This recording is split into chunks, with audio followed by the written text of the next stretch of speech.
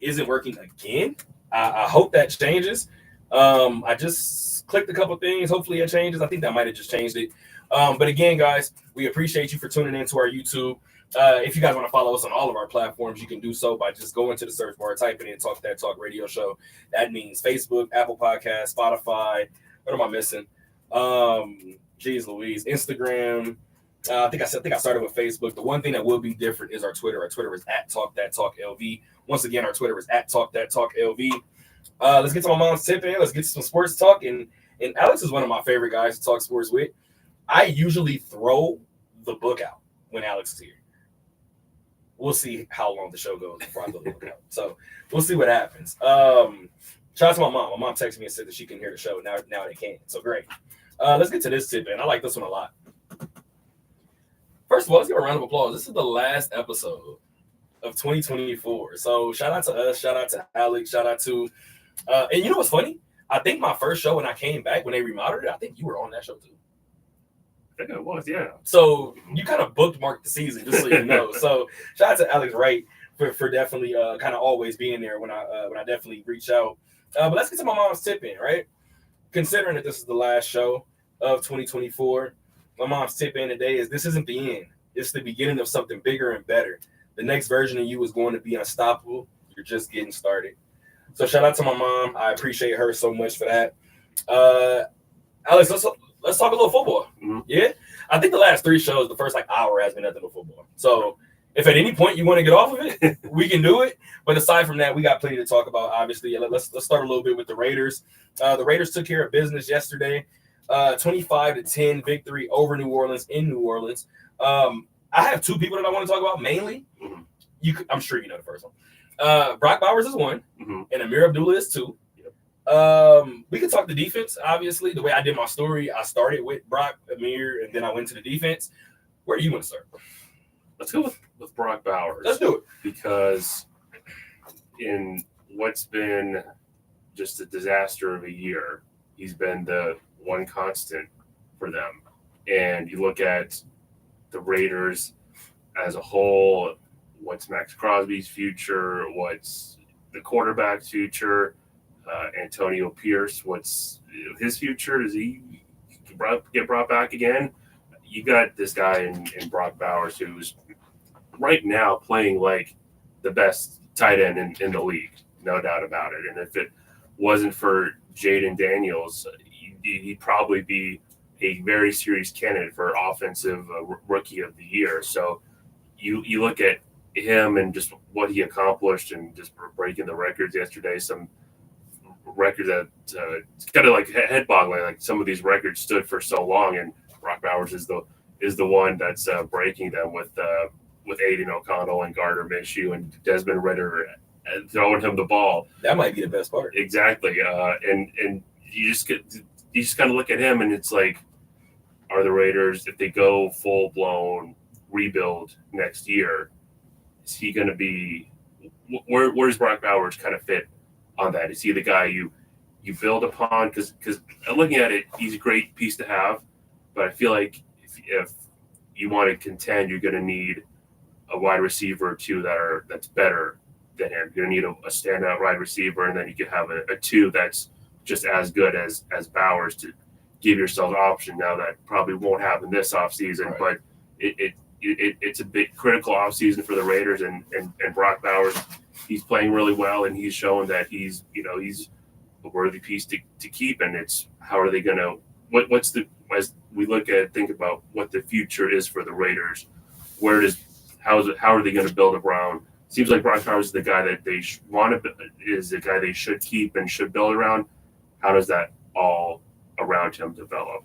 So I like where you took that. I want to go back to the offensive rookie to your point. Mm-hmm. Alex, we're here in Vegas. Yeah. I've told people many times I have blood ties to Vegas, or to the Raiders rather, in terms of Tim Brown.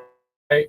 Shout out. But he's not your offensive rookie. I'm sorry. Right. He's going to be second. Right. And I think what it boils down to is the other guy plays the hardest position on the field, mm-hmm. and the other guy is going to the playoffs. Exactly. Yeah. And I think it just ends there, right? Brock has had an unbelievable season. Mm-hmm. Brock broke The receiving record, Mhm. obviously for rookie tight ends last year or yesterday rather, he broke Mike Ditka's. No, that was Mike Ditka's record. He broke Puka Nakua's catch record for rookies. And then another one that people didn't realize that he broke, but he broke Darren Waller's team receiving record as well. Darren said that in 2020. So another tight end, another viable tight end, right? Mhm. And at the point, you could probably say one of the better things going for that group at the time. So that kind of is what it is, right? I'm gonna go to the second point that I thought you made. That was probably the best point of everything. He's had Aiden O'Connell and Gardner Minshew throwing to him, right? And I'm not gonna harp too much on the Gardner Minshew thing. Gardner had his worst season as a pro. That's what we had right here in Vegas. And then he ends it with an injury. As far as the tanking, right? We'll get to that in the next little half block of this. I came in here and I said, I don't think you were on this episode, but I came in here and I said, tell AP, who may be coaching for his job, to lose games. Go tell Aiden O'Connell, who might not get another shot after this, to go lose games. Right. Even if Aiden O'Connell is not a Raider next year, even if he's not a Raider 2 years from now, Aiden O'Connell will get another contract. That's what these last two games have proven to me. I know what I saw going into this season. I said I would have started Aiden over Gardner because maybe Gardner has been used to that backup role.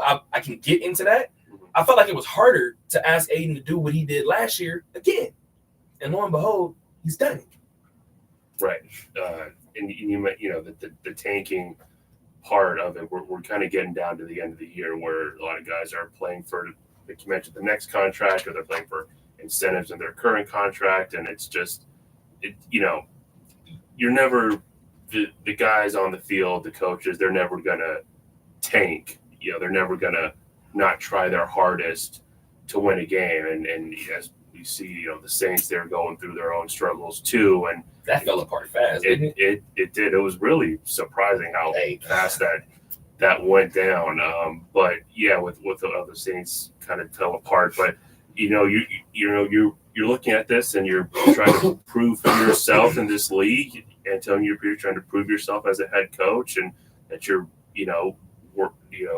previous struggles as earlier this year were behind you, and same thing with Aiden O'Connell trying to build off from last year. And you go into these games that you think you have a shot to win, and you're gonna ball out, and that's just a testament to those guys just not letting the earlier struggles and the long losing streak deter them from that. So that's those two guys, especially Aiden O'Connell. I agree with your point that he someone will pick him up, someone will have him as a backup or a third string guy maybe, and kind of maybe he'll find a home where he can kind of develop and have some better baby pieces around him. And even in saying that, I think based on what he's shown these last two seasons, I don't think the Raiders give him up. I don't. It's a good point, because who are you going to get? Yeah, and I think even if let's just say the Raiders, because I don't want to give away what I think is going to happen, but let's just say the Raiders get their guy. Let's say the Raiders get their quarterback, right? Aiden's the backup. Yeah. Aiden, you were a 6th round pick. Right. Like, yeah, you're still on this team in year 3. That's probably the win. That's probably going to be the win for Aiden. But going back to Antonio Pierce really quick, Alex brought up a great point, and Mark Davis brought it up a couple of weeks ago, right? And he said the thing that sticks out to him is the guy, even in games that they weren't winning during the 10-game losing streak, guys are still out there scratching and clawing. And he still attributes that to the fight for AP. AP did what he was supposed to do, being a former player. Hey, it sounds good. You know what I mean? These guys going out there and fighting for me. We got a job to do. Like, we're fighting for wins. Like, ultimately, it looks like they're scrapping for me. Like, we're scrapping for each other. Like, we're trying to make this work. And now let's go to the defense, right? And one of the things that I said earlier this year that started to kind of come to a head during the 10-game losing streak, things weren't going. They were 500 to start the season, right? Start 500 through the first 4 games of the year. And I'm sitting back and I'm like, hey, look at the other team's third down percentage.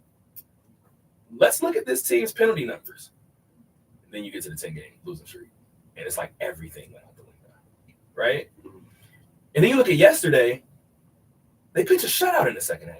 Granted, you just said it, it's New Orleans. This is still a team in the NFL that on any given Sunday can beat you. The Raiders went out there and did what they were supposed to do, right? And they always say the good teams do what they're supposed to do. They beat the teams they're supposed to beat. The Raiders haven't done that this year. The last Raider win before that, and I don't know why I'm smiling, but this is I truthfully watched this game baffled.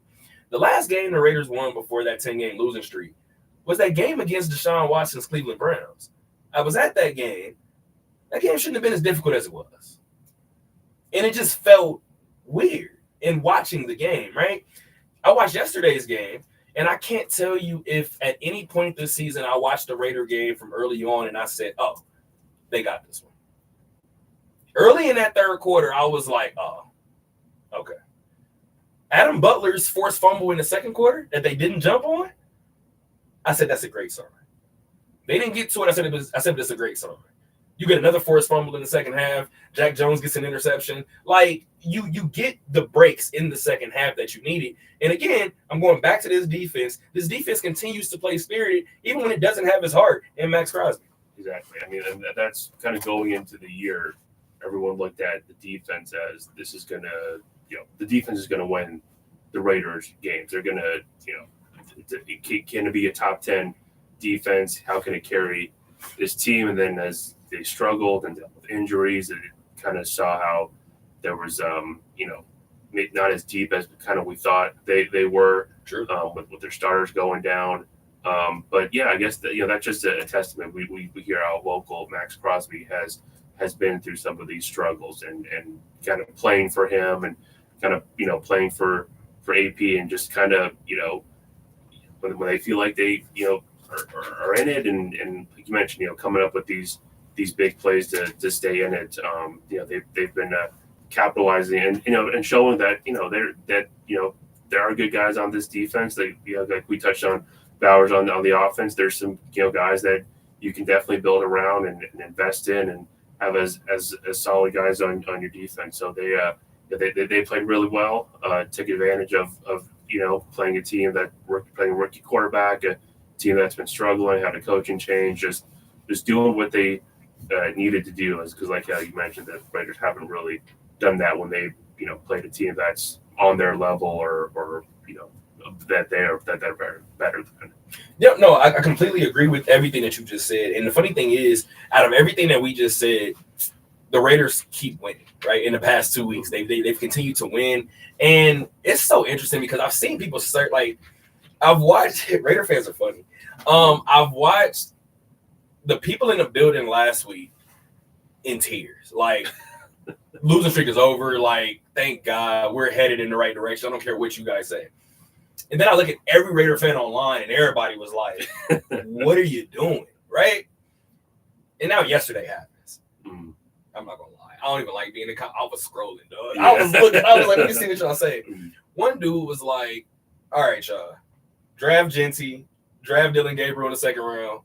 I'll be fine. I said, would you look at that? I said, you guys came up with another scenario that wasn't Shedeur or nothing.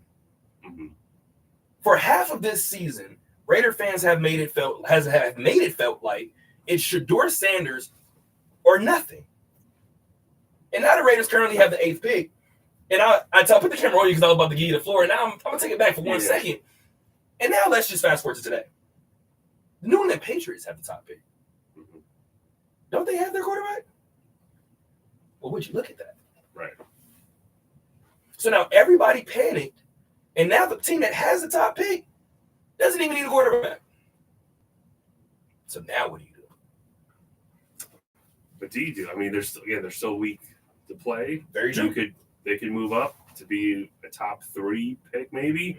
We'll see how this goes this week. They play the team that's already locked into the playoffs, so we'll see how that goes. But again, this is a weaker quarterback class compared to the previous year, especially compared to last year. I have a hot take. Yeah, okay. We'll get to that. I'll want to hear that in a second. Just the draft it's just kind of such a wild card, right? And where you're picking and all that. And if you're the Raiders, they're not just a quarterback away.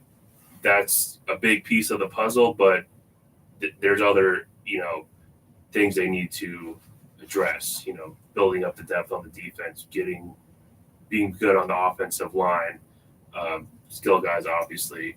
We're seeing it like how in like Chicago with Caleb Williams, the guys, there's a lot of dysfunction around him, and he's struggling. We're seeing with Jaden Daniels, you've invested in their O-line, have a good defense, good skill guys, have a good head coach, good offensive coordinator, and he's thriving. So, it's not all, I know the quarterback's the priority. He's the main guy, but there could be a silver lining, and maybe they do go back up to third and they do get Sanders or Ward, or they're fifth or sixth, and they get a guy that is on that O line blocking or playing on that defense. So yeah. It's definitely not all doom and gloom like how some fans had traded after that. After that one, I know as someone who's not a Raiders fan, just observing it, I thought it was kind of funny. Like, they have a shot at the number one pick, and of course they win this game. And of course they win this game again. It's the Raider way. Yeah, it's the Raider way. And the funny thing is, I told you guys before, it's well documented. I grew up a Packer fan, right? Like, it's just well documented. By the way, that Aaron Rodgers thing is getting really hard to watch. But I call my brother sometimes, and I'm just like, damn, y'all really raided that one. Y'all find ways to lose games. And it's just interesting because, as you just said before, when you probably need to lose the games, of course you guys find a way to win.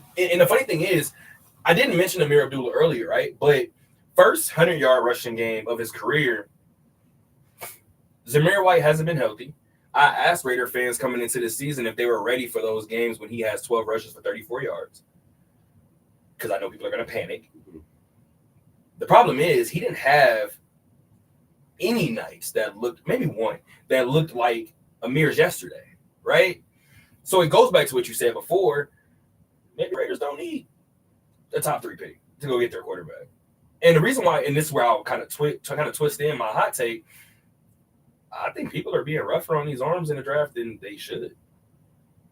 The only one I have questions about is Carson Beck, and I had those questions before the elbow surgery. So I really got them now. But aside from that, I think Jackson Dart can throw the hell out the football. I think more so what we're doing, we're waiting for college football to finish fully, right? Yeah. So we don't know everybody that's coming out. I look at Cade Klubnik, in Clemson. I don't know that I don't like him. Right. So I see some other guys in the draft that I'm just like, I don't really know that it's just 2 quarterbacks that is right here, and then everybody else is down here. I don't know that. So, and going back to what you said before too, let's say the Raiders do end up with the 8th pick.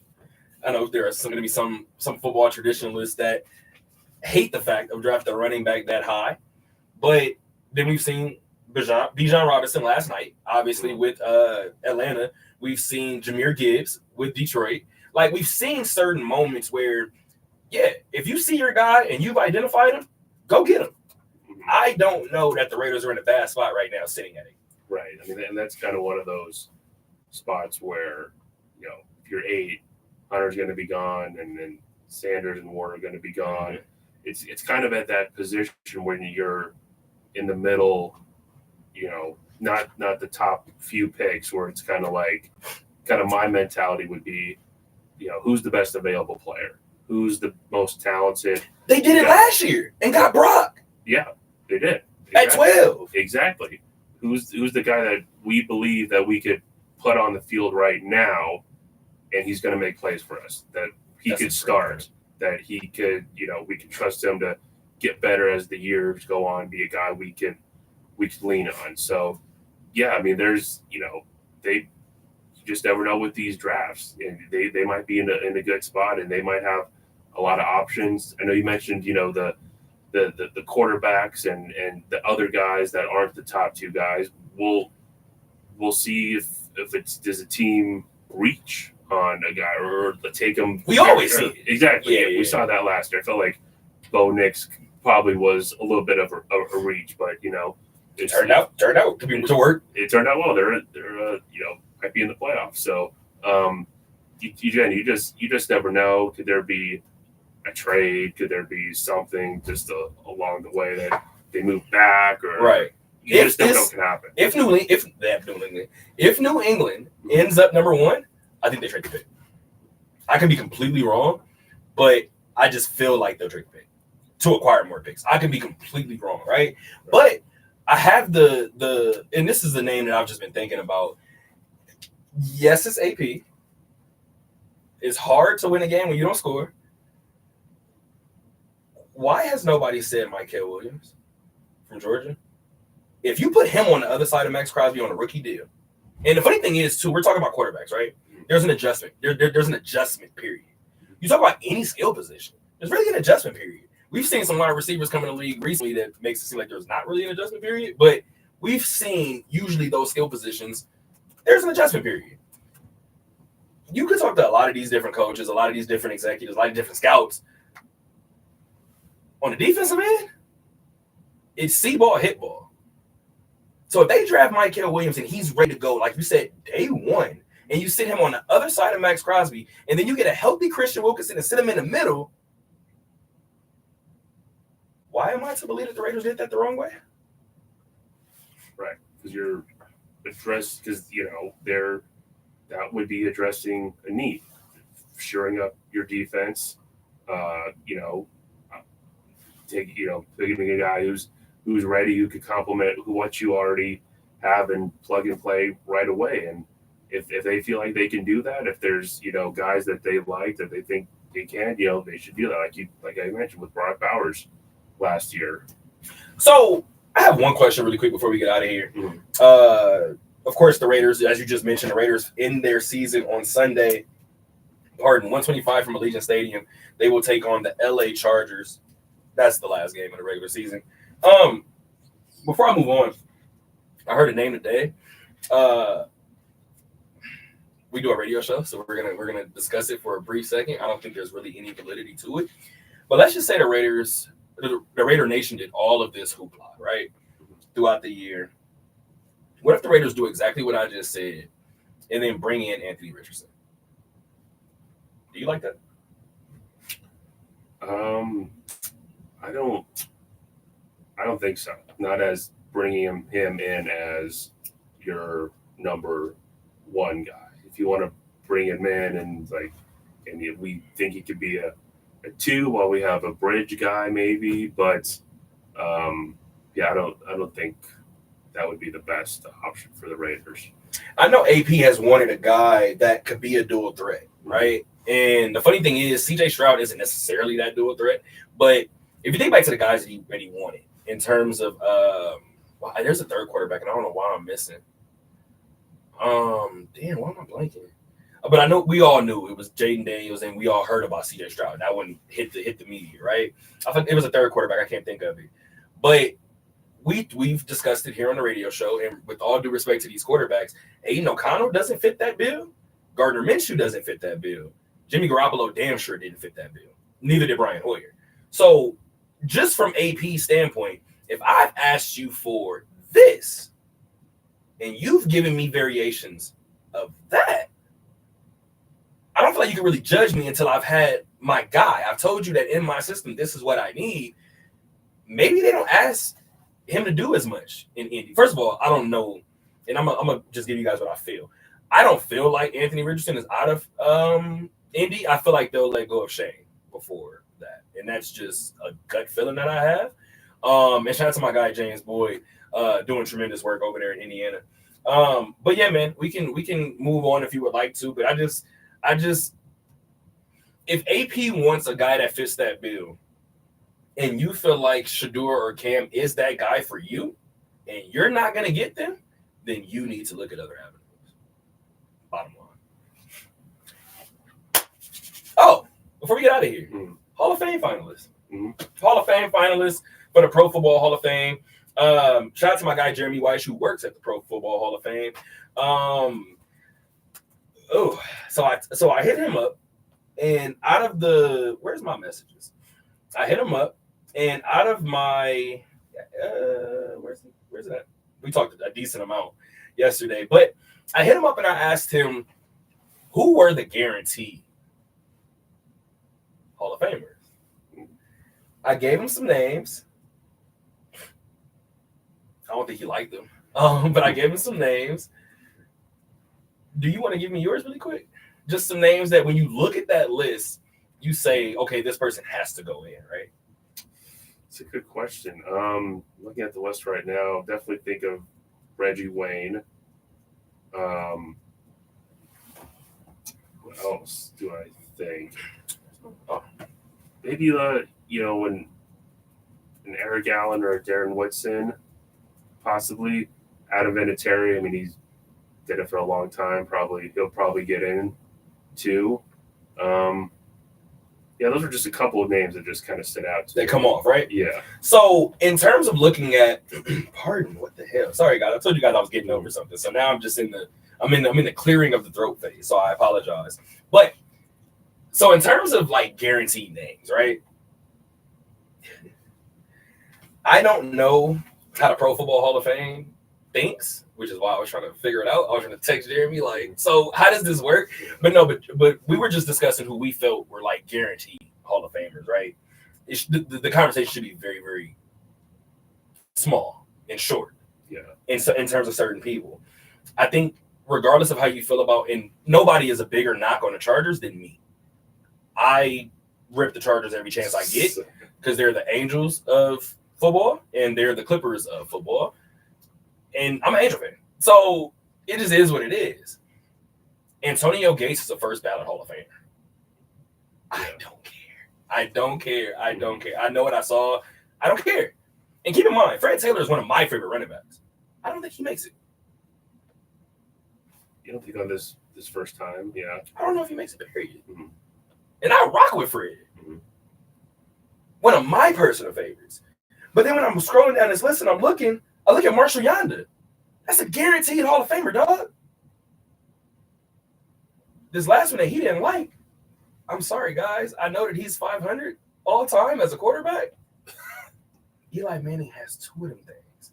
And with respect to this person who I'm about to mention, everybody has been talking to me like his two is weighted as Trent Dilfer's two. And it's not. Completely weighted differently. Eli Manning is going to get in on the first try. It's going to piss Cam Newton off. Yeah, I can definitely see people voting for Eli. The fact that he beat the GOAT twice is the reason why he's going to get in. Yeah, I mean, one of them was the stopping the perfect season Patriots. Very good right. point. So you know, I know we talk about like Trent Dilfer or some of these guys that won a Super Bowl. You don't look into 2 Super Bowls. You have to be pretty good at what you do, and Eli Manning was he was a pretty good quarterback. Absolutely. And he played well. So my dad, who's a Cowboy fan, always, first of all, Eli went through Green Bay both times. That's right. I just want to highlight that. Yeah. He beat Favre once. He ended Favre. That's right. and then he beat A-Rod. So I can't say too much, but my dad, as a Cowboy fan, he said it before. Eli is terrible week 1 through 17. Don't let him get to the playoffs. Exactly. I don't know what happens when he gets there, but he's a completely different quarterback when he's there. My dad never wanted to bet against the Giants in the playoffs. I'm never betting on them, but I'm never betting against them. I'm not doing it. Right. I don't know what it is. And then going back to something that you just said, I think Adam Vinatieri gets in too. I think kickers are just certain kickers, are going to the Hall. And it was one of those things where when I saw his name, I was like, okay, like they'll definitely throw you in there, right? Yeah. Again, growing up a Packer fan, this will be the last name I mention. But Jared Allen better make it. He better make it. I didn't watch that man wreck too many games of mine. Exactly. I didn't watch that man wreck too many seasons of mine. Jared Allen better make it. I don't know if he makes it the first time, but Jared Allen is a dog, and can't nobody convince me otherwise. Yeah. And another name that we didn't mention that was on that list, and this one I don't think anybody will argue it. Luke Kuechly should make it. Jeremy gave me a perspective that I thought was very interesting. I'm going to look at this camera. Luke Kuechly better make it. You can't penalize guys for choosing health over the sport. You can't do it. Mm-hmm. Luke Kuechly was otherworldly. You know who Luke Kuechly reminded me of? He reminded me of Brian Urlacher. Mm-hmm. Would anybody question that Brian was a Hall of Famer? Come on, fam. Like, let's stop doing that. All right, man. Let's talk college football. Let's talk college football. We can talk bowl games first. Let's talk bowl games. Wherever you want to go. I just this week I was enjoying all the shenanigans at the Pop-Tart Bowl. Just is that where we're starting? Okay, thank God that you decided to bring this up. I hate that bowl game. You hate the Pop-Tarts Bowl? Why do you hate that game? Why? I'm gonna be the old grumpy get off my lawn guy. I hate to be this guy, bro. I think it's just unnecessary. I think all of it is unnecessary. When I seen the rooms and I seen like Pop-Tart designed room, cool, whatever. Like Jesus did it, right? Who cares? The trophy, all right, that's kind of fun. That's kind of right. Awesome. Yeah. Seeing them pick the 3 mascots, you got to get in the toast. All right, guys. All right, fam. You could have just brought out this damn Pop-Tart and let the team break it apart and eat it. Why did I have to watch that mascot jump in that toaster? Fam, that's why I was like, these people are getting way too much money. By the way, I won't give my I'm not even gonna say that, but I will tell you guys this. My dad, I've mentioned it before. My dad is one of those. He has every government clearance with the exception of one at the Northrop facilities, like 5-6 years ago. I called my dad and I was like, "Hey, y'all got a bowl game?" He just started laughing. I said, "Answer my question." I said, "Do y'all have a bowl game?" He just started laughing. I said, "Do you know how much money you need for a bowl game?" And he started laughing again. I said, "This is clearly above my pay grade. I have no idea what the hell is going on. This is why you can't let people like Pop-Tarts get one. This is why. I have all of this money. I saw Pop-Tarts way too much for that bowl. I'm sorry, dog. I'm sorry. I'm going to be that guy. We have the Bahamas Bowl, and y'all don't show the beach as much as that. Like, fam, I don't need it. You know what other bowl game I hate? You go. What? What game is that? I'm so happy that you brought this up. Little do you know, I've been waiting for this. Dog, I hate the Duke's Mayo Bowl. I hate it. I'm sorry. Well, I mean, I'm not the biggest mayo person, so that's I actually like mayo. So that's the funny part. But one thing you're not gonna do, if I just win a ring, you're not dumping mayo on me. Not gonna happen. I'm not letting that happen. Never in life. Yeah, you're right. Imagine that shower. Oh, that's got to be bad. I know you don't use mayonnaise like that, but like, go home, get a spoon, get a scoop of mayo, dump it in the trash. Who cares? And then just let the water run on that spoon, and you'll watch it slowly come. I'm not doing a damn Gatorade bath with mayo. I'm not doing it. Yeah, just that one with the mayo. Who was it? It's Will Levis that talked about he put mayo in his coffee. Oh, like that's why he plays the way he does. Like, what is happening, bro? I already didn't believe it before. I still don't believe him. Does Will Levis? Does he? Because some people get like the pickle juice or the mustard. Does he get the mayo packet in between drives? Honestly, it's like I gotta lock in now, guys. This is why I don't know. You've been around a lot of teams. Mm. Do you have more fun? This is gonna be hilarious. Do you have more fun? I mean, around the group, around a winning team or a losing team? I know this sounds crazy to people that have never been around a group like in depth, because Alex knows what I'm talking about. Yeah, I see it a lot in high school. I feel like the winning team, while there are fun winning teams, it's a little more like serious, as opposed to a losing team where it's a little more lax and goofing off. And if I know we're not going nowhere, we're gonna have some fun with this. Because based on what you just said, I couldn't have been a teammate of Will Levis. Let him be playing bad at halftime, like you said. I'm bringing him a little packet of mix. Here you go. put that. Joe, we got 3 wins. Gatorade. What do you want me to do? What do you want me to do? It's week 13. We got 3 wins. I don't know. I'm gonna have fun, guys. Sorry. I saw one just This is hilarious. nasty tweet where someone put like mayo on their Pop-Tarts. So this is my worst nightmare coming true. Let's hopefully. Oh, that's horrific. Hopefully, the Las Vegas Bowl never gets sponsored by Pop-Tarts or And even that, Duke's Mayo. let's have that conversation. I'm so happy that you said that. Yeah. Excuse me. I went to the LA Bowl and the Las Vegas Bowl. Uh-huh. Again, tell me why I saw so many Pop-Tarts. There, like The cities of LA and Vegas didn't showcase their cities that much. Mhm. Tell me why I'm staring at a blueberry Pop-Tart. again. And on top of that, it was a good game. And it pisses me off more because it was a good game. Like, you got 13 playing 18 in the Pop-Tarts Bowl. Bro, I hate it. I hope it goes away. I do. Really. Sorry, So guys. you're being that guy. You hate fun. It's with getting old in this business. You find something that you're cranky about and you don't like. So Cranky reporters are the greatest thing in the world. are you gonna start complaining about the kids getting too much NIL money now? Or Hopefully not. okay, If I ever do that, please take this microphone from me. okay. That's how I know I've been led astray. If I ever do it, please, it's time for me to retire. Oh my God, I am crying, guys. I don't know if you can see it, but I am literally Yeah. crying. That is hilarious. Golly. Take it over, brother. Back to the ball games. Whatever you want to talk about. Jeez Louise, that's hilarious. Yeah. Well, Going back really quick before I do that really quick. Since you talked about the Pop-Tarts Bowl, any take on Cam Ward playing the first half and not playing the rest? Well, I'd have a little bit of an issue. Well, I don't know when, because Mario Cristobal didn't say anything after the game. I would Even more.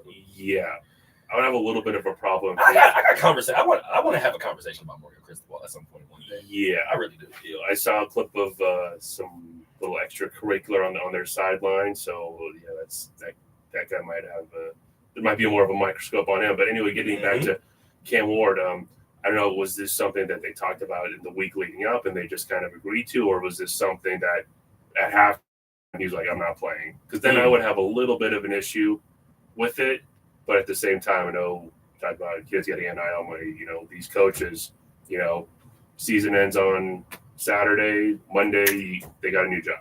Literally. So, and ultimately this isn't going to impact him getting drafted. No, it's not going to impact him getting drafted at, not even a little bit, right? But Or I falling, think Shador paid attention to it Mhm. for whatever it's worth. Like Shador said when he went up there for his bowl game and they got trashed. That bowl game, 3 drives in, you were like, oh, I know it's about to happen. Mhm. But Shador talked about it, and Shador was like, we made the agreement to play. So we were going to play to the final snap. Like, that was what we agreed to do. And when he brought that up, it let me know he saw it or heard about it, right? Mhm. But my takeaway, well, I had a couple of them, and I'll run through the 2 that I had. Shout out to Mike Hughes. Me and Mike Hughes actually talked a lot about it. And I was just giving him different scenarios, obviously being a player, and he was giving me different scenarios. And like I told him, the way that I view it is similar to what you said, is when was this talked about? Because I believe it was talked about in the week leading up. And what I truthfully believe happened is, and I haven't talked to anybody over there, but what I truthfully believe happened is Cam wanted to play. And they were like, you might be a top 5 pick. You might not want to play. Right. And I think him playing the first half was the happy medium for both parties. Yeah. However, we knew he was a couple of touchdown passes away from breaking Case Keenum's record. Mm-hmm. Going back to what Mike said, if I find out that you only played for that record, we have a problem, right? A big one. The only problem that I have with it is if I'm the backup, I'm pissed, brother. You just tossed me into a tie game of a bowl game at halftime with no preparation.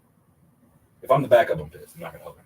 Yeah, I can see that with what Mike Hughes was saying, and that's just kind of, you mentioned Shedeur Sanders, obviously his dad's the coach, but in this era of guys transferring, guys that are 1 year kind of rentals, for lack of a better term, that are, fixing, like, Cam Ward's going to come to Miami and Miami's going to go with the playoffs and win the ACC and all that. That didn't work out. With these guys going, some of these programs, they don't really build like a culture, like how you see you see at Colorado, right? With what Dion and what he's kind of created, and wanting to, the name on the front of the jersey means something too, right? And just playing for all your brothers and all that. So, that quarterback battle at Colorado next year. I know you watch high school football. Yeah, that's gonna be interesting. Mm-hmm. I'm not gonna lie. When Caden originally said that he was going there from Liberty, I was like, okay, all right, Colorado's about to be nice. Mm-hmm. Then when Julian committed, yeah, I said Prime better leave. Prime better leave that decision to somebody else, because boy, that's about to be a dogfight. I feel like it might be reminiscent of Boise's quarterback battle this year. When they said Malachi wasn't starting, everybody was like, he's not? Are you guys sure? Right. And then you saw Madison play and was like, oh, okay, I get it. I kind of understand it. Yeah, man, do you have anything else for any of the bowl games? We could talk Colorado if you want to really quick. Final games for Shedeur and Travis. It's interesting that Travis Hunter, even in a game where you could tell that they weren't going to have too much positive go in their favor, it's so interesting to still see two moments where I was like, yeah, Travis still might be the best player on this football field. Right. And that you kind of lead in, you kind of, he's going to be, it's likely he could be the number one pick, and kind of tie back to what you brought up earlier about the Patriots. Do they trade? What do they do? Is that how big is that value of what Travis Hunter and what he can do to the Patriots or some of these other teams that are potentially trying to trade up and hit that top spot? I don't know what else, if there's anything else you want to mention, but I don't know, the playoff games coming up this weekend. Talk to me. Obviously, I'll be in the bar on Wednesday morning, so yeah, New Year's Day I got the bar. So we'll see. Yeah, I mean, just these are gonna. I think obviously look at the Rose Bowl and then the Sugar Bowl. It is with Georgia and Notre Dame. Yeah, should be two great games. It should be two close games. Even with Carson. You believe in Notre Dame? I believe in Notre Dame. Well, Georgia doesn't have Carson Beck, so I believe in them a little bit more. But playing a Kirby Smart defense, how are they going to? It is the Sugar Bowl. Kind of fend up against them, and then these other two games. I mean, we expect those two games to be interesting, close and tight. But how does Boise State match up against Penn State? What type of, kind of similar to Ohio State, what Penn State team shows up? Is it the Penn State team that's dominated SMU, or is it the Penn State team that struggled against Ohio State? And you mentioned Maddox, Boise's quarterback. He's gonna have to make some plays against them. He's gonna have to convert some third downs and capitalize in those obvious passing situations for Boise State to even have a chance. Maybe you just answered my question. Because before I answered all of yours, I wanted you to answer this one really quick. Yeah. Can they win if Madison makes those plays with his legs? They can, yeah. I think so. I don't know if he makes them with his arms, but he might have to skedaddle out of that pocket though. Yeah. So going back to what you said, I think I might be more excited for a game that you didn't mention more than any other four. It's the Arizona State. That Texas and Texas. Arizona State game is going to be fire. And the funny thing is, shout out to Markel Collins, because the thing about that game for me, Texas should win, right?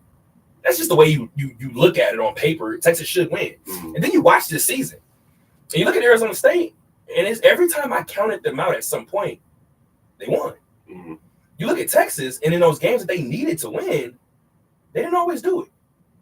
So now I'm going into this game, and let's just say it comes down to the last drive, and Arizona State has the ball. The Devils are moving on. And that's just the way I feel right now. And that's the game I'm uber excited to be in the bar for.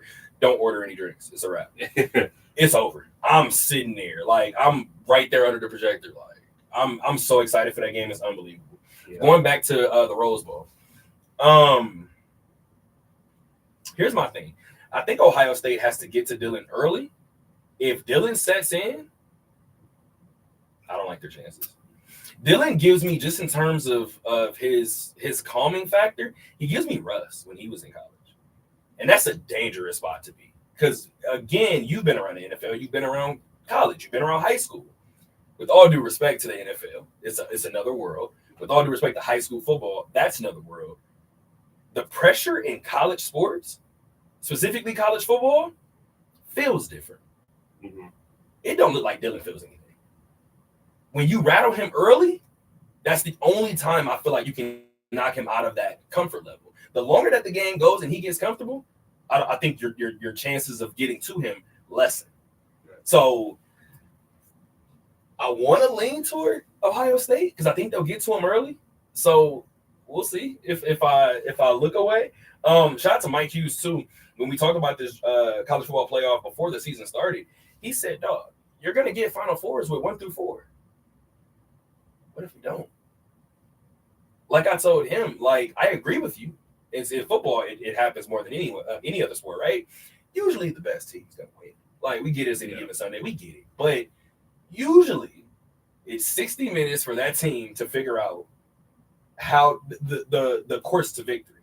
And usually the better teams are gonna do it. In saying that, I told him all you need is one. All you need is one Boise State, ironically enough, of the college football playoff to be a 9 and win it. Or be a 9 and be in a championship game. Like, all you're going to need is one. If this boiled down to national championship and it's Ohio State versus Georgia, nobody looks at it away. But it's 2 versus 8. Right. I don't know, man. I just think it's worth mentioning. Mm-hmm. We are on time. Like, we have met everything to a T. I wanted to go the first 50 minutes on football. We're at 52, Alex. So I think we've done a pretty good job. See, so I'm ready. I'm ready to throw it. I'm ready to throw the book. But let's go ahead and move on, man. We're gonna stay college, but we're gonna talk back. Oh, I got 2 more games to get you really quick. Yeah. Remember what I said about the Chargers? I just don't believe in Penn State. I've never have, and that's kind of the way I feel about Notre Dame. I just don't believe in them, right? Excuse me. Because of that, I shouldn't pick Penn State. You can only play who's in front of you, and with all due respect, they're playing a Mountain West team. Yeah, I got Penn State, and I got Penn State by a lot. Yeah. I think that second half they blow it up. Yeah, that should be the game where it gets kind of the ugliest. And then Notre Dame, Georgia. I think Georgia ultimately squeaks it out at the end, but Notre Dame's tough. Notre Dame's a tough school. I saved the blood ties to the Raiders because of Tim. But y'all also know I grew up in Southern California. I'm an SC fan, so I have an unlimited hate for Notre Dame. So, Tim, it is what it is. But yeah, me and my brother just had this conversation. But yeah, man, I that's the way I feel. I feel like the Final Four is going to be Georgia, Ohio State. I want to go Texas. I hope Arizona State doesn't have the ball last. I really do. I hope they do not have the ball last. But I got Texas, Georgia, Penn State, and Ohio State. Oh, I'm going to take Oregon, Georgia, Penn State. I'm going to take Arizona State. Okay. Yeah. Okay. Yeah. I'm not mad at that. So, by the way, based on what we just said, we're already getting what I brought up to Mike. We got a 6 in the Final Four, which will be Penn State. Mm-hmm. That's what we wanted, right? Like, we wanted those years in college basketball when South Carolina made it as a 9 seed to the Final Four, and you're like, or a 13, and you're like, how the hell? Who watched South Carolina basketball this year? Who did it? Sindarius Thornwell. Like, that's the only guy you could probably name from that roster. But college football hasn't had even the possibility of that happening. Mm-hmm. We finally are getting those possibilities now. So speaks to the parity this year too. Not a true dominant number 1 team, even though Oregon's undefeated. Yep. They're not necessarily the most dominant team. So let's see if this sticks. Because I told my dad week 3. I told him before the season started, but I told him early in the year. I said week 3. I said, you know what's so interesting about this college football season? He was like, what? And my dad isn't the biggest college football guy. He's more big in college football than he is college basketball. But I had brought up to him. And my dad's a Florida State fan, Mhm. for whatever it's worth. So he checked out early, bro. He checked out about week 4. My dad was like, I'm out of here. So, Florida State is his football team. Mhm. I told him early in the year, I said, you know what's funny about this year? He's like, what? I said, everybody gonna have a loss? He was like, what you mean? Exactly what I said. Yeah. There will be no clear runaway. Everybody is beatable. That's the interesting part. I told my dad going into this year, I had no idea who could possibly be the national champion. Alex, we're down to 8 teams. Mhm. I still don't know who the national champion is. When we get down to 4, guess what? I still won't know who the national champion is. This college football year, like I told my dad, has been one of the better years in recent memory. This thing has been fire since week 0. So yeah, I've been all over it. We got basketball to talk about. Let's talk a little college basketball, and then we'll end with VGK. Yeah, we'll end with some hockey news. Yeah. So let's do it really quick. We have 30 minutes or so on basketball. Maybe I lie. I think 40 minutes on basketball. So let's get to it. I do have the men first. Yeah. So we have a 10-point victory, 87-77 over Fresno State. I said the same thing about Kevin Kruger's Rebels that I said about the Minnesota Timberwolves. I watched that team play, and I'm just not sure I'm watching a good team. I'm not saying that you're a bad team. I don't know that you're one of those teams. And in saying that, I watched this Fresno State game, right? And this is a Fresno team that is on a down year. And it looks like it's going to be an ugly year. By the way, I wasn't in the building. Were you in the building? No. I hope you were. Damn. I'm putting the camera on you because I hope that I get a reaction out of you. Okay. I hope this isn't true. Apparently, Fresno State's head coach called for them to foul with like 30 seconds left. And they didn't do it. They just ignored him. Fam. Fresno State might have what's the word of so we know what the word record means, right? Mm-hmm. What's the other side of the spectrum of that? They're going to have a historically bad season this year in conference play. If that happened in the first conference game, I was listening to Matt Everett, and when he said it, I was like, no, he didn't. And I kind of looked over at the coach, and it looked like he was fuming, bro. And I'm sitting there like, now, granted, from the kids' perspective, dog, we're down 10 with 35 seconds. I'm not fouling. I'm not doing it. Yeah. But blatantly ignoring a first-year coach? Oh, my God, bro. Anyway, I'll say all of that. And let me add one more thing. I'm going to try to be – because you know this story too, but pardon. I am not one of those people that feels like a person should be handcuffed to, no pun intended, to their mistakes. I don't believe that. I am also the same person that came on here when everybody else was saying throw Henry Ruggs in jail for the rest of his life. I was one of those people that came out and said, well, that doesn't really solve anything. I was one of those people. Let's say you send Henry Ruggs away for 25, 30 years. Let's say Henry Ruggs gets out at 52. Career is over. Now Henry Ruggs can go around and explain to people what can happen. You can have it all and you can lose it all. I felt like that's a bigger message, right? You probably know where I'm going. Mm-hmm. I wish you could have saw my reaction when I realized that Zion Collins was on Fresno State. I'm going to try to choose my words wisely because this is a young man. However, I just want to put into perspective. Go look at Henry Ruggs' age and go look at his. Because that's the same person that y'all want to throw in jail for the rest of his life. I just want to highlight that. So the reason why I bring this up is because Zion Collins, A, was speeding out here. We're in Vegas. We know people speed, right? B, you're speeding in a residential. Okay, now that's adding some other things. C, you hit somebody. D, it was fatal. Am I one of those people that feel like Zion should lose everything in terms of college? No, I don't necessarily believe that. But I was in this city the same way you were in this city when that happened. And the unfortunate thing was, when they detailed the description of the man, I said, Zion, pardon. I said, he's going to walk.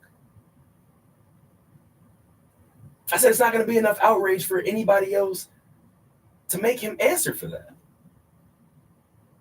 So for everybody at home wondering where I'm getting at, if I don't want Henry Ruggs to go away for jail for the rest of his life, and I don't want Zion to have a slap on the wrist, for all of you asking that dumbass question, I want somewhere in the middle. That's what I want. And here's where UNLV is probably not going to be happy with me. UNLV didn't revoke that damn scholarship quick enough. TJ was going to play him. It doesn't shock me that another team gave him a shot. Zion, you killed somebody, dog. I'm sorry. The time in which you have not played basketball between that death and you playing now, for me, it wasn't enough. Sorry. Yeah. Or Callie Finn, colleague at the RJ, got some quotes from Zion after the game, and shout out to Callie. Shout out to Callie for sure. You only spent 56 days in jail. Yeah, they sentenced him to 90. Yeah, and you're right on a lot of things. People shouldn't be, as you said, handcuffed to something, right? But you look at this case, speeding, going about 90, having marijuana in your system and killing somebody. I forgot that part. Yeah, there needs to be a strong punishment for that. It's there's been cases where people get off too lightly, or they get too hard for something that's kind of small, and people were harder on Vic. They were, yeah. And I'm a dog lover. Mm-hmm. It's just one of those things where you're trying to understand a lot of different points of view and perspective, and I remember the judge kind of saying something about him being a young man, and definitely understand that, and you want, like you mentioned with Zan, hopefully one day he's comfortable enough to kind of tell a story and say, don't be like me. Absolutely. Don't make the mistakes I did and ruin, potentially ruin a basketball career, and lose those years of playing and developing and all that. But at the same time, the fact that, we're still a few years removed from that, and we spent so much time in jail, and now he's playing Division I basketball. There's, but get your point, there's something not kind of right about that. And the sad thing is, I'm very rarely ever an advocate for somebody needs to go to jail, because I don't feel like it rehabilitates anyway. So the longer they're in there, the more that they have the chance to become an animal. That's the way I truthfully feel. Excuse me. But when my mom used to punish me, I remember she said this one time. She said it a couple times, and I didn't agree with the punishment. I was like, damn, that's harsh. I didn't need a week of this. That's unnecessary. And my mom used to tell me, she used to be like, how do I prevent you from doing it again? I mean, you put it that way, you're right. I'm not punishing you for this. I'm punishing you to keep you from doing it again. In terms of the Zion situation, in terms of me not necessarily advocating for jail, it should have been a whole lot harder for him to find somewhere to land. And it wasn't. And the reason why I'm not surprised that it wasn't is because UNLV was still going to play him. And I'm here. And I was a student at the time. Remember, I had just graduated. And I pointed it out and I said, hey, if UNLV lets this boy suit up, we have a problem. A grade A problem. And then the city started to say it. And then UNLV quietly took it back. The fact that he is still in the same conference that he was originally in bothers me. If I would have heard Zion's name come up 2 years from now, but he did 2 years at Pacific, or did 2 years at a D2, oh, damn, he didn't work his way back up. That's still a punishment, too. Mhm. You went from UNLV to go play for Presbyterian. I don't even know if that's a school. I'm just naming things now. I'm just naming things. That's where I'm more so at. Mhm. Not only is he still playing Division I basketball, like you just said, you're still in the same conference. And with all due respect to Fresno State, let's take away this season.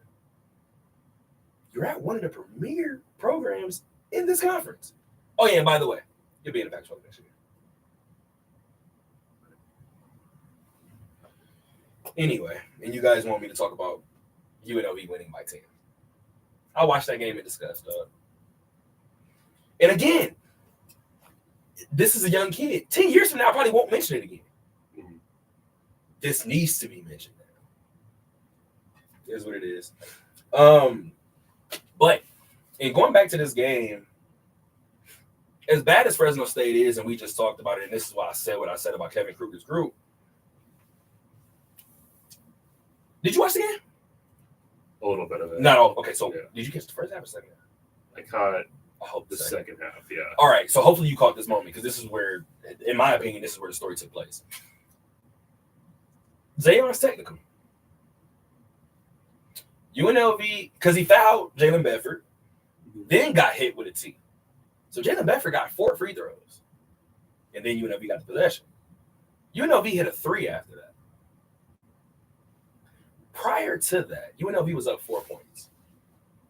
So you go from up 4 to up 11 in a matter of seconds. That literally changed this game. Mhm. If Fresno State is as bad as it is, I'm worried that UNLV needed that one stretch to pull away in this game. I mean, we kind of like I say this a lot when we talk about UNLV basketball. The story of UNLV basketball is the high highs of beating a ranked team or almost winning at like Dayton, and then just needing a technical foul or 1 or 2 kind of lucky possessions to go your way for you to beat a team that's going to probably finish at the bottom of the conference. And just kind of goes back to, thinking about UNLV, looking at UNLV and them, if they want to be in a position to, they're going to need to win the conference tournament to go to the NCAA tournament, or they're going to need to rattle off a lot of big wins if they want to get back to the NIT. Is that consistency going to be there? Because it hasn't been for the last couple of years with Kevin's team. So are they going to, are they going to put all those, are they going to, figure it out and start, beating the teams they're supposed to beat and taking care of business? I don't think so. I think there's going to be could be a tough kind of conference season where it's 11-9, 12-8, maybe if you're, I know the Mountain West is a little down this year, but I was going to ask, do you think the Mountain West feasts on itself this year? Because remember a couple of years ago it feasted on itself, but everybody was good. And now, was it last year? Yeah, it was last year. And now this year, I feel like everybody's going to feast on themselves again, with the exception of Utah State. And I feel like everybody else is kind of feasting on themselves under that. Yeah. I feel like the maybe the middle of the conference, and I feel like it's like last year where there's not maybe that much separation between the top, like top 6 or so teams still, but like the 6 teams that made the tournament last year are probably going to be the top 6 again. And I think they'll kind of beat up a little bit on each other since there's no, you mentioned Utah State and then San Diego State, they'll probably finish 1 and 2, but they still have some tough games with New Mexico and Reno and Boise State and those teams. And, UNLV is kind of in that, again, that weird spot where they're kind of in the middle where they can, maybe can't beat some of those top teams, but then lose by 30, 40 points to an Air Force at home. I still have PTSD over that.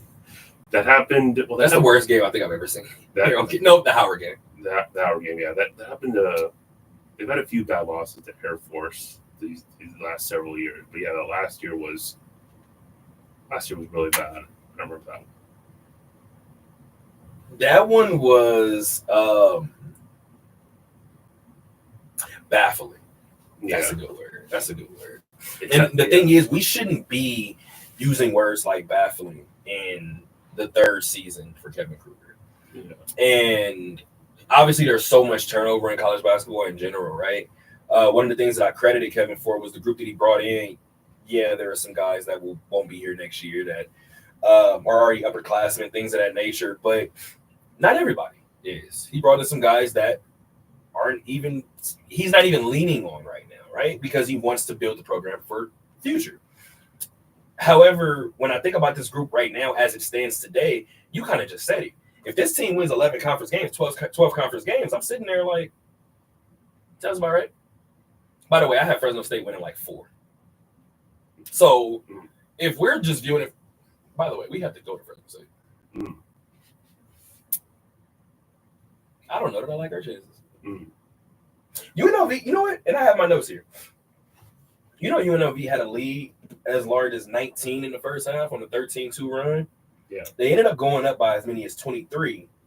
It ultimately ended up being a wire victory. But Fresno State opened the second half 11-2. You probably cut it on somewhere in that 11-2 run. Kevin Kruger talked about it at halftime with Steve Cofield, and he was like, hey, this is a group that they get each other going. Like, it's not like one person that's just going to go out there. Like, they get each other going. So if they start to find the flow, that's something we got to pay attention to. Right on cue. That first, what is that? That first 2.5 minutes of that second half, we got our ass kicked. And I say we being a former Rebel, right? That one felt really weird. Just that quick spurt. That quick spurt felt really weird because I'm watching the game and I'm like, this the same team that was just up 23? There's only a 15-minute halftime period in between. What happened? And again, with all due respect, I know what athletes would say, right? And I'm not even talking about because a person like Cam Ward to take the truth. But I know what an athlete would say. Well, I mean, they're still a tough team. This is the Mountain West. They know us very well. All of that. Cool. This team sucks. This team sucks this year. Fresno State is trash this year. And I didn't want, and I'm very particular when I say it because I have to see it to say it. And I hate to say it, but I want to use UNLV as a measuring stick. I do. That's the team I know best. I watched Fresno from afar and was like, Mountain West play might roll around and they might wipe through air, but who knows? No, this team stinks. Hopefully they get it together by January. Well, maybe. Well, damn, we're 2 days away. Maybe not. So I say all that to say, if Kevin Kruger was to come out and say that,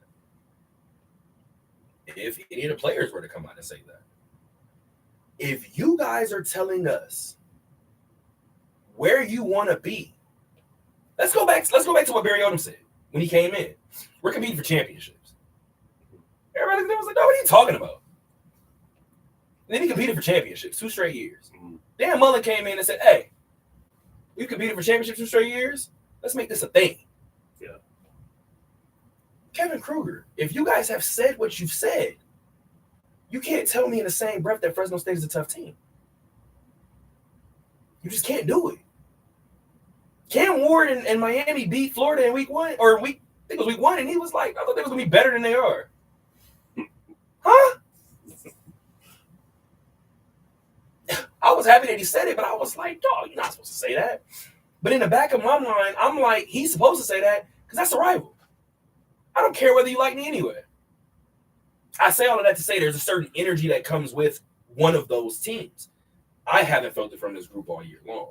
This game, though it's a 10-point win, I came away from this game and said, we got to go to Air Force next? Fam, tomorrow, New Year's Eve, 1 p.m. It is the first Mountain West road game for UNLV, a 7-5 UNLV team that currently sits number 4 in the Mountain West. The other 3 teams on top of them all have 2 conference wins. So I don't know, guys. Maybe something to hang your hat on. Let's talk about the women. Let's talk about the women for a brief second. Do you have anything else on the men? No. Nothing else? No. So you follow that Saturday win by the men's team. You follow it up with a win by the women's team, matinee style, 2 p.m. from the Cox Pavilion.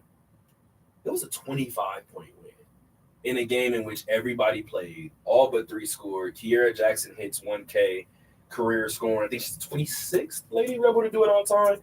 Shout out to Wyatt Timecheck. It was a runaway early, and I have my notes for this one too. They started the game 9-0. Fresno State didn't score their first bucket until almost halfway through the first quarter. I think they scored the first bucket with 5:22 left. They started the game 1 for 9 from the field, went without a field goal for almost 3.5 minutes. Do you need me to keep going? You can keep going, dude. Let's You know what's funny? If Lindy was here, Lindy would be like, yeah. Yeah. Lindy would be like, yeah, keep going. As a matter of fact, I would like for you to keep going. They were plus 20 in the rebound category. By the way, after the first 10 minutes, they were plus 13. Just to let you know. I think they had won that rebounding battle in the first quarter, 17-4.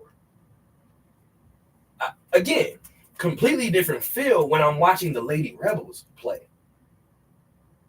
This is a team that we just watched lose by 30. We seen it. I synced it. It was here too. It was in Vegas. I saw it. And I talked to Lindy after. Before Sunday, I went into this and was like, with the exception of like 2 teams, this team is going to be fine in the conference. Yeah. I left Sunday saying everybody else in the Mountain West better pray and hope that something goes wrong with this program. This program might roll off a 4th straight Mountain West title with ease.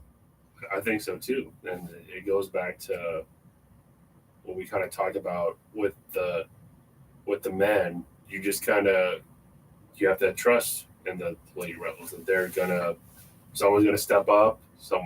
Lindy's gonna figure something out. We see, this year, Desi graduates, some other pieces transfer, and they open up with the big 20-point conference win. So, it kind of goes back to, obviously coaching, but kind of developing that culture and mindset that we need to win this game, because if we don't win or don't look good, that's a knock on our resume. For the Mountain West women is not what the men's conference are, and as far as like net rating and respect from the committee and all that, we need to go out there and show that we're the better team. We need to prove that we're the better team, and prove in every place where we could have an advantage, like with all the stats and everything you were reeling off. So again, that just goes to the team and its leaders and the identity of we know we're the better team. We need to play like it. When's the last time you talked to Lindy? It was probably last year. Really? Last season. Really? Yeah. I feel like you just got off the phone with her. I have goosebumps right now. I don't know what's happening with my body. I have no idea what's happening. I haven't covered them this year. I haven't seen her. So can y'all see that? I hope y'all can. I have goosebumps right now. So again, guys, and this is where I like to see painters in their mode. I got friends that make music, like Grammy-nominated, Grammy Award-winning artists, right? And I like to sit in the studio sometime and just watch, because everybody gets into their mode in a different way. And shout out to you, because you were in the newsroom when we were all talking. Shout out to my guy Blaze. He said he might like to take in something with a glass of whiskey with him.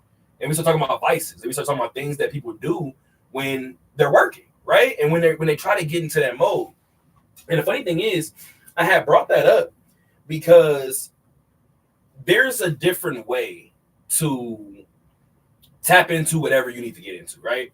And the funny thing is, the reason why I give you guys a little bit of a glimpse in terms of me, the goosebumps was a real thing, because I live this field.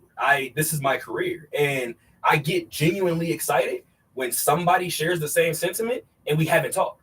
That's why I asked you when the last time you talked to Lindy. That's why I looked and was like, he knows Lindy. Like, that's how you know somebody just knows somebody. Lindy's real big on, if we want to be here, we have to take care of this, but it has to look away. We have to dominate. And I hate to be this guy to keep comparing these two programs. I just, the verbiage just isn't the same around the men's group. It's almost like they're lucky sometimes. Lindy is out there like, this is ours. We came for. Matter of fact, I remember after the Oklahoma game, Lindy was looking at the stat sheet and she was like, yeah, Oklahoma's a top 10 team. We knew what we were in for. I still don't think we're 30 points away from, like, I know what the stat sheet says. I still don't think they're 30 points better than us. That's after a 30-point loss. Mm. I don't know that we would hear Kevin Kruger say that. I think that goes into Lindy having, trust and confidence in her players and trust and confidence in her staff. And I think part of that confidence is built because, she's seeing her team and her players and her staff do it year after year. So I'm sure that built into that. We mentioned, Kevin and a lot of roster turnover every year. So there's, there's kind of that, maybe not as much confidence as one really interesting. Yeah. And I feel like you're onto something. Yeah. I don't know how to do digging into that, but I feel like you're onto something. And I want to figure it out because I feel like, damn, the only way would be if Kevin ever tells you the truth. And I don't know if he's going to tell us he doesn't have trust in a certain group. We'd be remiss to mention that Kevin Kruger, to deny that Kevin Kruger has been dealing with injuries, right? Yeah. He's been dealing with injuries all year long. Here's the thing, though. You said that Lindy's trust comes from seeing her, not only her team, but her coaching staff almost reinvent themselves every year. The funny thing is, I talked to Roman Owen, and I love talking just X's and O's with Roman. Like that's my guy. And usually when I talk, we talk specific, like players and everything. And I was like, who improved the most? Like, who needs to make the biggest jump? Like, we talked like that. I went up to him earlier this year, and I was like, hey, I said, you know what impressed me about you guys? He said, what?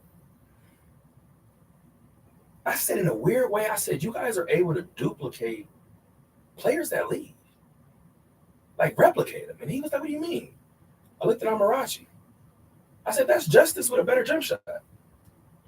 I looked at Kiera. I said, she doesn't score the way Essence does, but she runs the team the exact way Essence does. Let's look at Tegan Colvin, excuse me. You're literally dressing her up to be the next Kiera. We can talk about Desi all we want, but Desi, in my opinion, has been duplicated or replicated by two people. I look at Meadow Rowland and I look at McKenna Brackens, and I'm like, yeah, same person. AB, being AB and being so consistent has made us not miss NECA. The one person we ain't been able to duplicate is Alyssa Durazo Frescas. Right. And our shooting numbers show that. Yeah. I feel like that's kind of the one thing with this team is is it going to be Amarachi? Is it going to be someone else that kind of develops that three-point shot? Because we saw the Creighton game. It was, Desi was, getting hers in the paint, but Creighton was hitting three-pointers. So that's something that they'll need to, kind of figure out as the year goes on.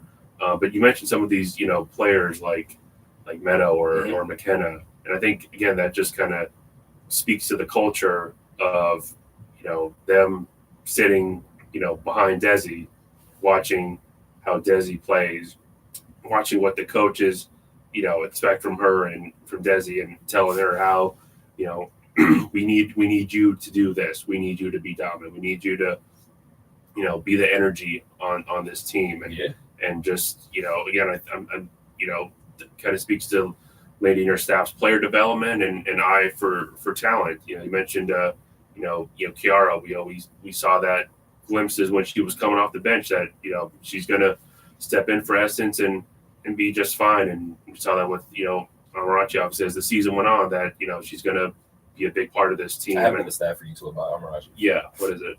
Do you know that she has 500 plus points already in her career? Really? That's terrifying. Really? That's terrifying. She's a sophomore. Mm-hmm. And Kiara Jackson, who you just mentioned, the heart and soul of this group, just hit 1,000. Yeah. You got your sophomore starting 2 guard sitting at 500 plus and counting. Mm-hmm. She might be at 8 by the end of it, bro. That's scary.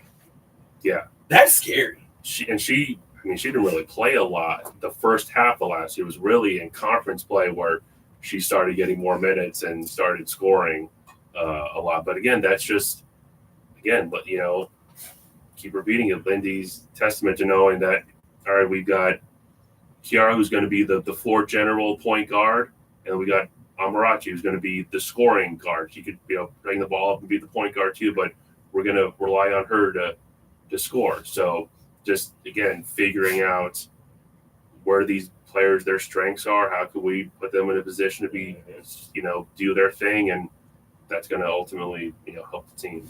And another thing about Amarachi, really quick, when I compared her to Justice, I don't know that either one of them gets hired.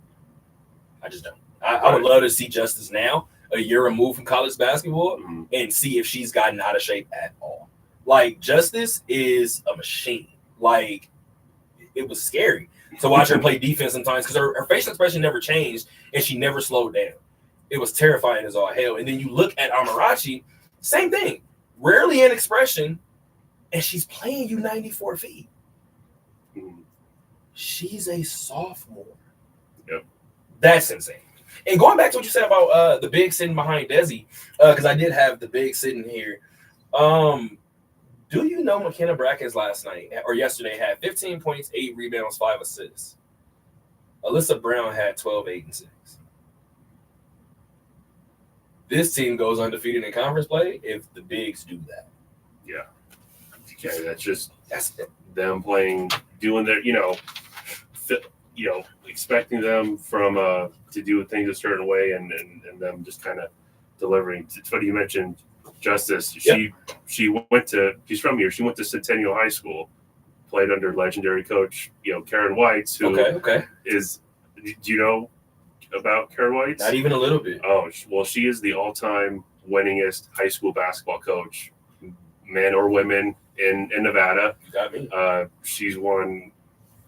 She's won 16 state championships. Centennial is the Bishop Gorman football of Nevada for basketball. Nevada girls basketball. Now some players graduate, but they still have really good players. And if you ever watch a Centennial, game, it's like, you got to play suffocating defense. You got to play that 94-foot defense. You have to be wired a certain way, because Karen White, she's a great coach, but she's that coach that calls a timeout 30 seconds into the game if the vibes are off, and will let the team kind of know about it. That, like, hey, we gotta do this. We gotta do things a certain way. She's still coaching now? Oh yeah, she coaches the boys and girls teams. I might need you to patch me through. I might need you to do the introduction for sure. I'm gonna have to come see her practice something. I'm gonna have to.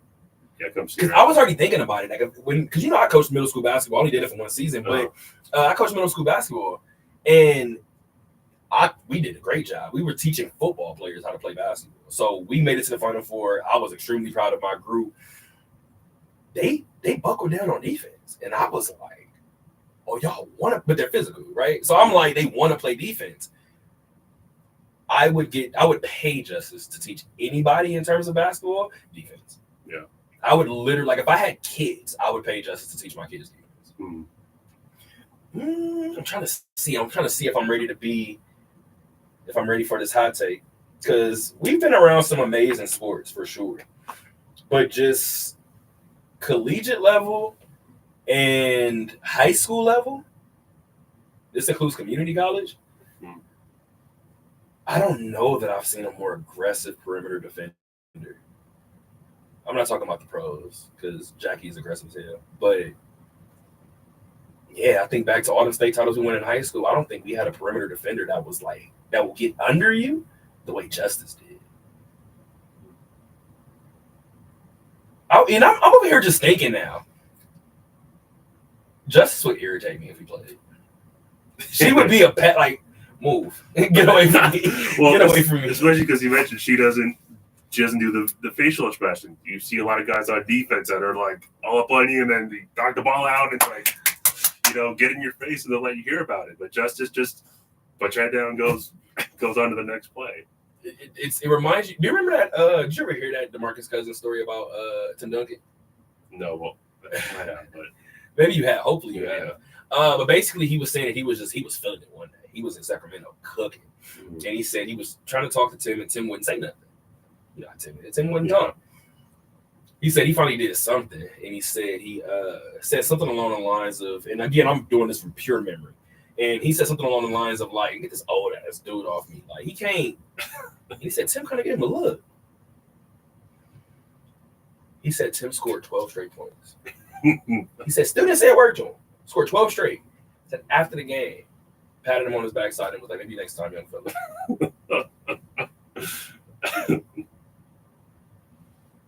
Me and Tim Duncan would have fought that night. Don't touch me. Don't touch me. Because now we got a problem. Now we got a pop. Get your guy.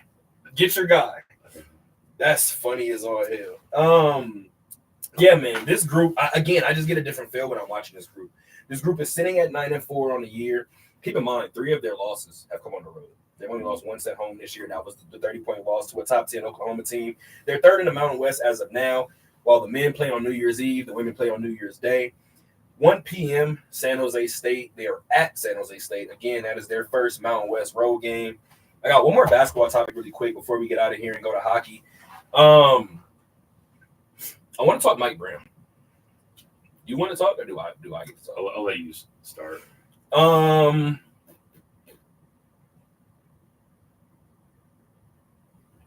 then Pissport franchises wonder why they stay Pissport. That's it. Ta-da. Like, I don't know what you guys want me to say. I think what again, Mike Hughes and I, we've had very, very in-depth conversations just about this field and things of that nature. And one of the things that he said, like, he appreciates that I'll come and talk to you. Like, I'll come and say it to you. And he said he appreciates that. In this field, nobody knows better than you, there are so many instances where things can get misconstrued. And then you see a person or you talk to a person and you realize, oh, that was nothing. Nothing loses you status in this field quicker than a person not respecting you. The biggest indictment of the Sacramento Kings firing Mike Brown after he had conducted a practice as he was headed to the airport, firing him on the phone is just weird in itself. But I think the damning evidence was when the other coaches came out to speak about the situation. Rick Carlisle has something to say. Shout out to Mike Malone for being in New York in his response. I'm trying to think of who said it. George Karl said it, I think. And George Karl ain't the perfect coach, right? But he said something along the lines of same franchise, same tactics, something along the lines like it probably won't change. That's why Sacramento has the stench on it that it does. Going back to what Steve Kerr said, and Steve Kerr, I think, probably said it the best. When you think about where this franchise was over the last 2 seasons, or where it has been over the last 2 seasons, and where it was before they hired him, puzzling move. So just from that perspective, on the outside looking in, this is why. When, even though I'm from California, I understand that DeMar DeRozan been trying to get back home for the longest. Were you around when DeMar signed in Sacramento? Because my response was, what the hell? You and De'Aaron Fox that's a fire backcourt until you realize it's Sacramento. Mike Brown is going to land on his feet. Like, he continues to land on his feet. But it's the same thing I've told you guys over the last couple of weeks about what the Dodgers told me about Cody Bellinger a couple of years ago, what the Dodger fans are telling me now about Walker Buehler. I know what I saw. You can't convince me that Mike Brown is a bad coach. You can't.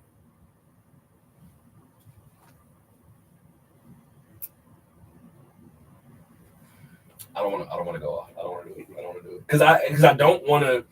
What I was gonna do was if he got fired for essentially, first of all, that foul by De'Aaron Fox at the end of that Detroit game that lost them that game, fouling a 3-point shooter. When you're up 3, can't happen. It can't. Mike didn't say his name, but like Mike Brown said, nobody should have been closing out. Nobody. Stars included. You're not exempt. So not only are we in the middle of a 4-game losing streak, you let that mistake happen. You fired Mike Brown for coaching. Wherever they land, they deserve it. You got anything on Mike? No, I think you said it pretty well. We can talk Vegas go tonight so we can get out of here, man. Third shutout of the season for Vegas. Second one against Calgary. If I was a Flame, I would probably be very pissed at Vegas right about now. Again, man, I'm tired of coming in here and telling you guys the exact same thing. Did you expect the Knights to be this good? I thought they were going to be. Nope. Answer question. Don't do it. I think they were going to be this good. I didn't think so. No. I don't think anybody did, bro. The conversation that I've had with people in Vegas leading up to the year. Oh no, we're going to be solid. We're going to probably, All-Star break, probably hit a stride, going to the playoffs riding high. I didn't look at some of those same faces and they've been like, the sky is the limit. I don't know. Like, we don't know what this team looks like right now. The funny thing is, Bruce Cassidy said it, right? We needed not one guy to step up. We needed 2 guys to step up, and then 3 guys to step up, and then 4 guys to step up. He's gotten all of it. Brett Howden, who scored in this game, he has 15 goals on the year. That's fine. I think his career high coming in was 9. We're not even in January. So when you slice that up, that man has 15 goals in 3 months. Otherworldly. I came in here and told you guys that this team is 6-2 when Keegan Colasar scores. I think he's 6 points away from setting the career high. Fam, we haven't touched January yet. This Knights team, as much as we like to talk about the top line, and obviously this team has dealt with a grip of injuries too, probably more than some of the other teams in the league that are still sitting at the top, and they still managed to maintain their position on top of the Pacific Division. I'm at a loss, brother. I'm not even gonna lie to you. I'm at a loss. They're 25-8-3 on the year with 53 points. It's pretty impressive. Excuse me. As I mentioned before, they're first in the Pacific Division, but the Kings are right behind them at 47 points, and then Edmonton is right behind them at 45 points. When you watch this Knights team play, is there a certain feel that you get from them in comparison to other years? I think back to kind of like, to the Stanley Cup year when they had their 4 lines of forwards. There was kind of like this, obviously, think back to like that year and the 4th line. When they won their title. When they won their title. Okay. I think of like the 4th line that wasn't the scoring threat like how, some of these guys are producing on this year. But when they put them out there, like, I don't think they had like a bad line. Like, I think they had 4 really good lines. They were 4 deep. And that 4th line, when they went out there, you kind of felt like, oh, they'll win some, but they're going to, they have an edge, or, they could, produce what they needed to, but they're going to do their job and they're going to take care of business. So I feel like that's I feel about kind of this team there. I haven't seen too much of a weakness to where it's like, oh, that's the reason they won't win the Stanley Cup or they won't get there. I don't have that feel with this team as of now. And I get a different feel from this group. So I get a similar feel that you get, just in terms of this team might be the most complete, one of the most, if not the most complete Knights team that they've had. The reason why I don't know if you could say the most is because goaltending is included in that.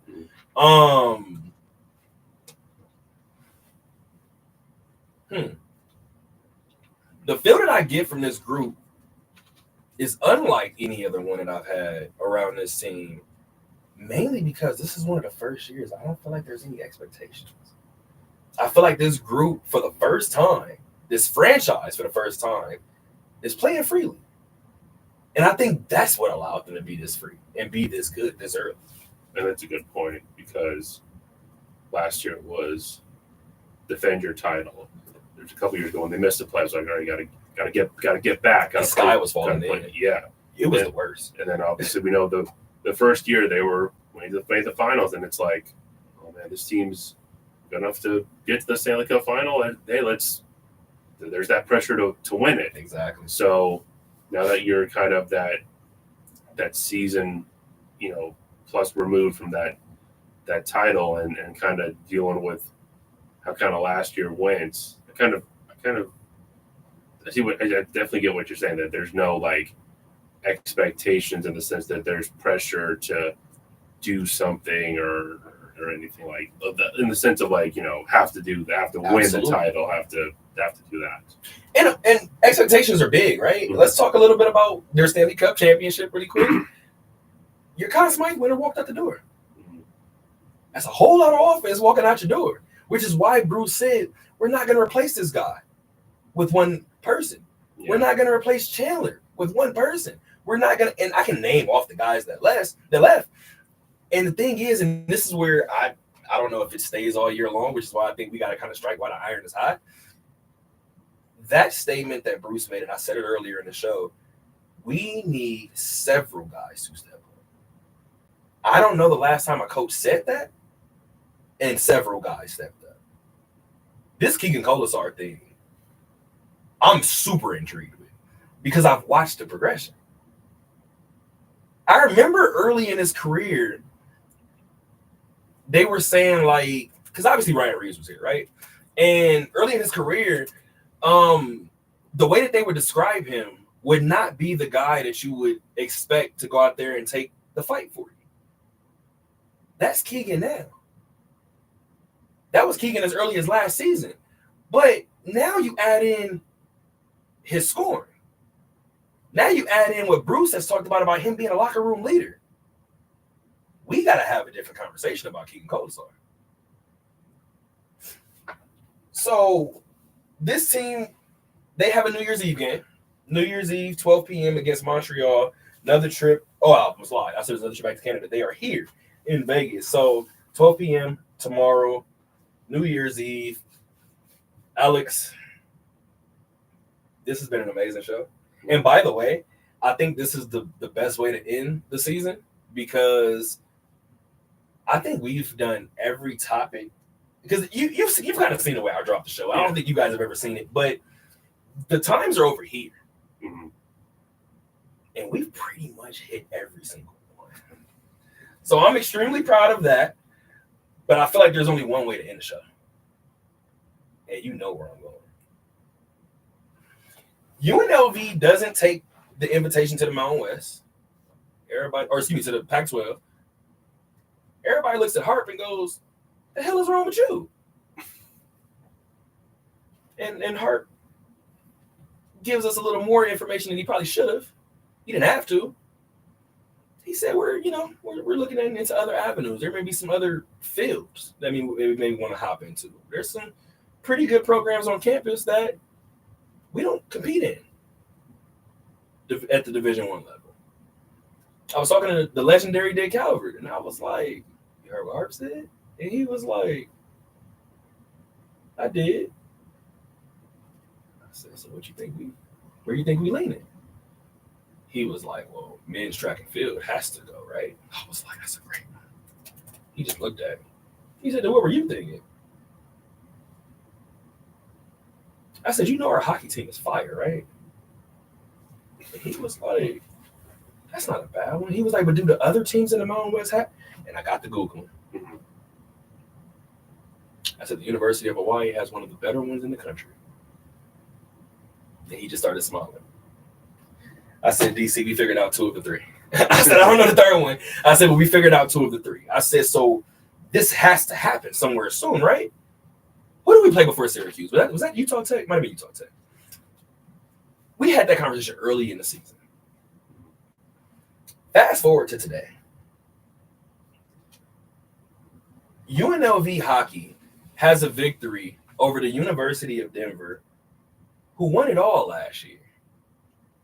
I don't know that there could be a bigger endorsement for UNLV hockey to be a Division I school after the entire. Did you see the entire hockey world blow up? Yeah, like Bleacher Report posted it, and I was like, right. "You're damn right." I was, bro. I could not be more happy for a program on campus. I couldn't.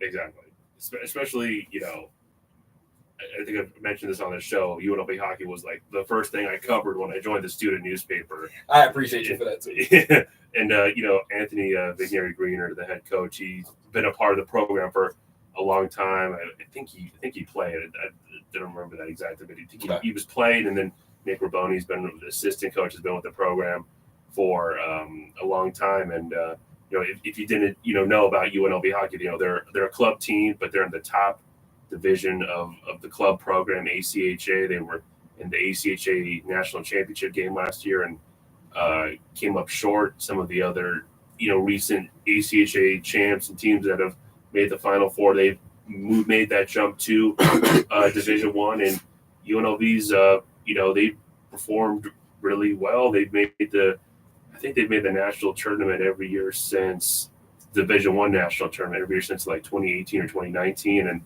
and they're becoming a premier program in their division. I mean, they're getting guys that were former NCAA Division I players that want to come to UNLV, and because they're a club sport, they don't get funding from the athletic department. So part of it is these players might have to pay their way to go through school, or they got to find the scholarships or the financial aid to move across the country to come to UNLV and go to school here. It's a great point. So yeah, I mean, and they've been you mentioned about programs to add to the camp, to the university as with all that, and they have this blueprint and foundation for running a successful club program, kind of mirroring what Arizona State did. They were successful. They built program. They got funding. They got donors. They eventually got their own arena. Another great point. Exactly. And then they then they moved up to Division I. So they're kind of following that Arizona State method. And if people didn't know about UNLV hockey before, they definitely know about them right now, what they did on Saturday. Great job. Great job, first of all. This group, and I'm muting my mic. This group, I'm going to add one other thing to what you just said, because they mentioned it during the night's broadcast. This team plays at City National. The writing is on the wall. It's been on the wall. The Knights being first of all, Vegas' first team, right? Yeah. And the Knights being a premier team in the National Hockey League, the writing was on the wall. The relationship is there between the Knights and Vegas, or in UNLV. This is bound to happen. And the funny thing is, I haven't talked to Harp about it. Mm-hmm. I just want to ask Harp the question, knowing he can't answer it, just so Harp can smile. Just so I can get my answer from the smile. If he smiles, I feel like I got my answer. But I mean, not to sound like that. Let's just say that UNLV hockey wasn't on his radar. Yeah. Like you just said. After Saturday, it is now. I remember doing a story, my first intern at the RJ, kind of about UNLV hockey trying to build, their program. And this was at the beginning of 2022. So this was coming out of the pandemic. 22? So this was like February, March of 2022. Gotcha. Coming after the pandemic, and a lot of things happened. Of course, Harp had taken over for DRF, so he wasn't a little, kind of hearing some of his answers. He wasn't really like committing one way or another. Right. Obviously, given how everything had been changing, but it sounded like they were on his radar. He was there to drop the puck out of game. So it sounds like he definitely is aware, but again, it sounded at that point, it sounded like it's got to be the right time for them, right situation, right time for them to transition to where that the program can thrive. Because I know you mentioned, the Knights. If you go to City National Arena, there's a UNLV logo in one of the arenas, because that's where UNLV's locker room is. That's where the coach's office are. That's where they can, go and they can have access to work out. They have access to NHL facilities, so that definitely has kind of kind of ramped that up a little bit. And some people within a nice organization stay for practice sometimes too. Of course, yeah. I mean, of course, they're successful hockey program, obviously, and that's just kind of part of why they've attracted some good players, and they've been able to. There's a community support obviously in the hockey program. Right. I know they had like a youth thing where they hosted some kids, young kids, and kind of there's a lot of support from them, and feel like you said, if it's not tomorrow, it's probably not going to happen tomorrow, but it's pretty soon that if it were to happen, it would be very, very soon. Absolutely. And going back to what you said and what Hart told you 2 years ago, almost 3 years ago now, that the timing would have to be right. Mm-hmm. No time like the present, right? Yeah. Until next time, guys, keep on talking.